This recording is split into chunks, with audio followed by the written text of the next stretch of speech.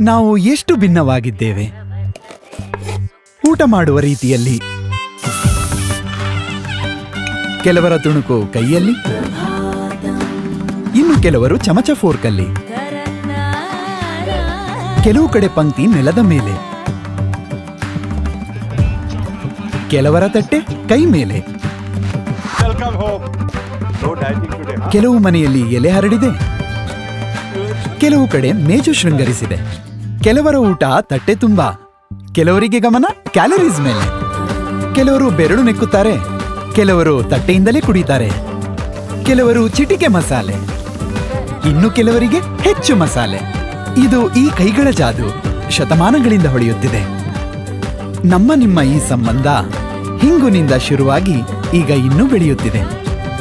LG ಮಸಾಲೆ, ರುಚಿಯ ಸಂಪ್ರದಾಯ.